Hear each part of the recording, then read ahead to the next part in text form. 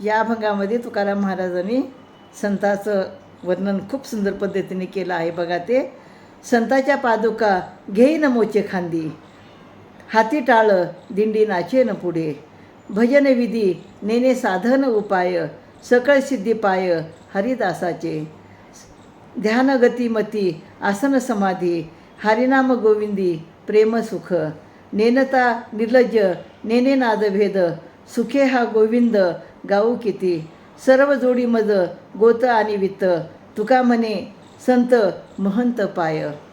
तर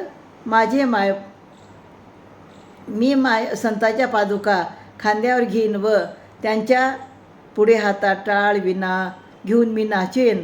देवाचे भजन पूजा व इतर साधने उपाय हे मी काही जाणत नाही. माझ्यासाठी तर हरिदासाचे पायच सर्व प्रकारचे साधने आहेत.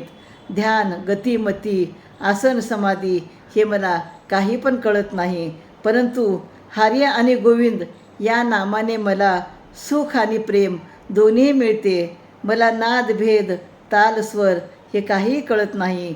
निर्लज्जपणाने देवाने दिलेल्या नैसर्गिक स्वरात आनंदाने गोविंदाला मी गीत गात आहे. तुकाराम महाराज म्हणतात, संत महंत याचे पायच माझ्यासाठी सर्व प्रकारचे लाभ आहेत. तेच माझ्यासाठी आप्त इष्ट नातेवाईक आहेत.